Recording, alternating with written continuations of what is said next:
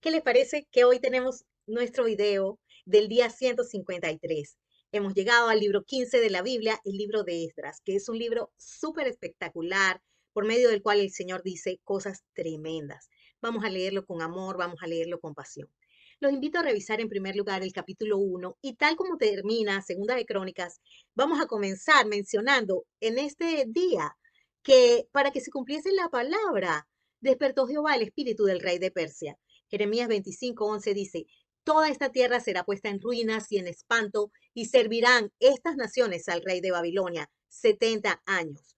Y en el 29:10 de Jeremías dice, porque así dijo Jehová, cuando en Babilonia se cumplan los 70 años, yo los voy a visitar y voy a despertar sobre ustedes mi buena palabra para hacerlos volver a este lugar, es decir, volver del cautiverio.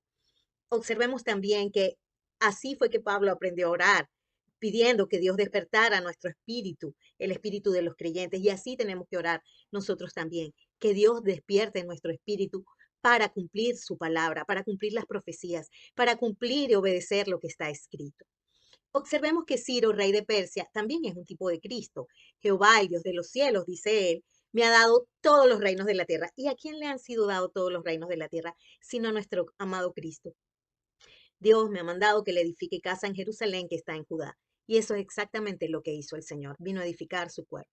Observemos también la edificación de la casa del cuerpo de Cristo. Solo podemos nosotros edificar con la palabra.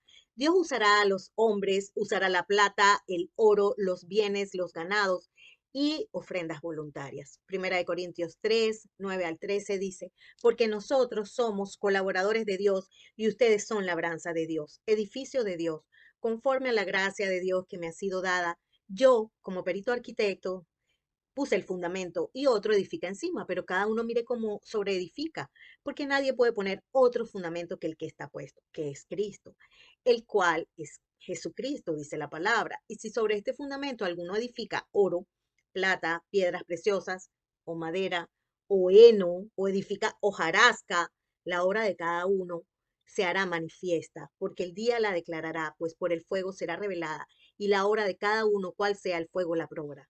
Tenemos que tener cuidado cómo enseñamos la palabra, cómo ejercemos el ministerio dentro de la casa de Dios. ¿Estamos edificando heno, estamos edificando jarasca, estamos edificando palabra de hombre o estamos edificando con la palabra de Dios? En el capítulo 2 de Esdras, vemos que cumplidos los 70 años del castigo de Dios sobre su pueblo, el Señor cumple su palabra y su pueblo regresa en la cautividad. Como dice el Salmo 126, cuando Jehová hiciere volver la cautividad de Sión, seremos como los que sueñan, entonces nuestra boca se llenará de risa, nuestra lengua se llenará de alabanza, entonces dirán entre las naciones, grandes cosas ha hecho Jehová con estos, grandes cosas ha hecho Jehová con nosotros, estaremos alegres. Haz volver nuestra cautividad, oh Jehová, como los arroyos del Negev. Fíjense que los que sembraron con lágrimas, con regocijo segarán, y que irán dando y llorando el que lleva la preciosa semilla, pero volverá con regocijo, trayendo sus gavillas, sus frutos.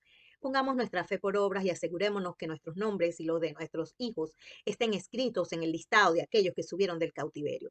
Observemos que hubo sacerdotes que debieron ser excluidos, sacados, por cuanto no fueron hallados sus nombres en el registro de la genealogía, no pudieron comprobar quiénes serán aquellos que el Señor excluirá de su descendencia. El Señor lo dice en Mateo 7, 21 al 23. No todo el que me dice Señor, Señor, entrará en el reino de los cielos, sino el que hace la voluntad de mi Padre que está en los cielos. Muchos me dirán en aquel día, Señor, Señor, no profetizamos en tu nombre echamos fuera demonios, en tu nombre hicimos muchos milagros. Entonces yo les declararé, nunca los conocí, apártense de mí, hacedores de maldad. En el capítulo 3 de Esdras, vemos que comenzaron a ofrecer holocaustos a Jehová, pero los cimientos del templo no se habían echado todavía. Es necesario echar los cimientos de la palabra y enseñarla para poner a Cristo el cimiento verdadero. Veamos Salmos 89:14. Justicia y juicio son el cimiento de tu trono, es decir, la palabra, misericordia y verdad van delante de tu rostro. Salmos 97:2. Nubes y oscuridad alrededor de él. Justicia y juicio son el cimiento de su trono, y no se apresure.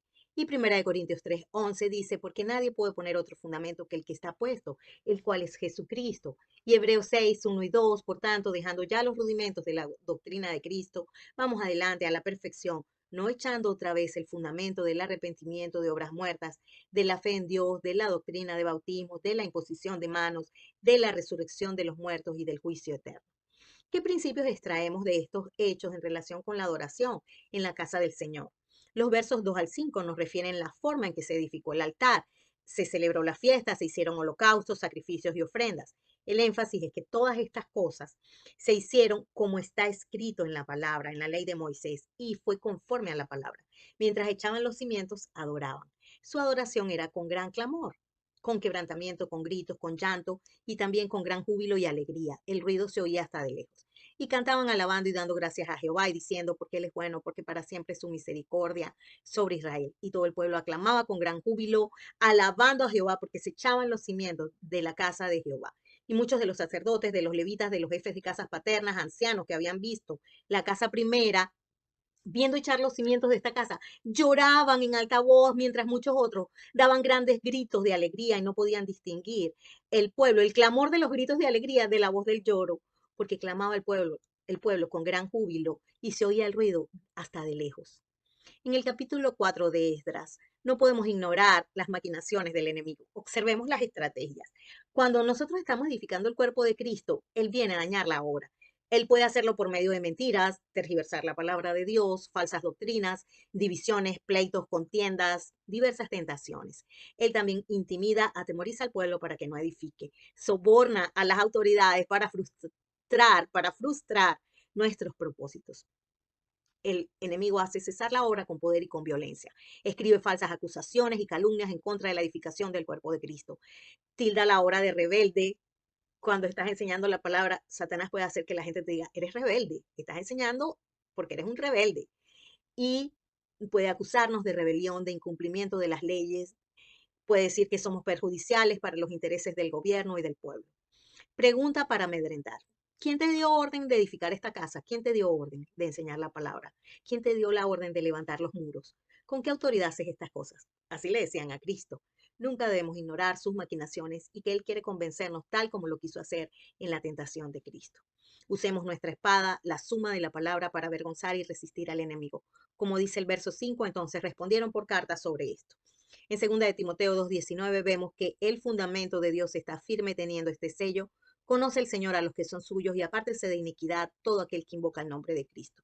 2 de Corintios 2:10 al 11, para que Satanás no gane ventaja alguna sobre nosotros, pues no ignoramos sus maquinaciones. Tito 2:7 al 8, presentándote tú en todo como ejemplo de buenas obras, en la enseñanza, mostrando integridad, seriedad, palabra sana y irreprochable, de modo que el adversario se avergüence y no tenga nada malo que decir de nosotros. Primera de Pedro 5:8, sean sobrios, velen, porque su adversario, el diablo, anda como león rugiente buscando a quien devorar. Toma estos utensilios, ve, llévalos al templo que está en Jerusalén, sea reedificada la casa de Dios en su lugar. ¿Seremos esos siervos? ¿Seremos esos utensilios? Verso 11, nosotros somos siervos del Dios del cielo y de la tierra. Reedificamos la casa que ya muchos años antes había sido edificada, la cual edificó y terminó el gran rey de Israel. Y el verso 5 dice, mas los ojos de Dios estaban sobre los ancianos de los judíos y no les hicieron cesar. Hasta el mismo enemigo molesto tuvo que reconocerlo. La casa del gran Dios se edifica con piedras grandes y ya los maderos están puestos en las paredes y la obra se hace deprisa y prospera en nuestras manos. Aleluya, gloria a Dios. Pongamos manos a la obra. Recordemos que desde entonces y hasta ahora la casa de Dios se edifica y aún no está concluida, como lo dice el verso 16. Oremos. Por lo cual también nosotros, desde el día que lo oímos, Señor, nos cesamos de orar, de pedir que seamos llenos del conocimiento de tu voluntad en toda sabiduría, en inteligencia espiritual, para que andemos como es digno del Señor, agradándote en todo, llevando fruto en toda buena obra y creciendo en el conocimiento de Dios. Tus siervos, Mirza Astrid Silva de Rivera, Raúl Vicente Rivera Ramírez, nuestra meta 365 días con la palabra. Solo nos faltan 212 días, por eso te invitamos, no desmayes. Dios te bendiga.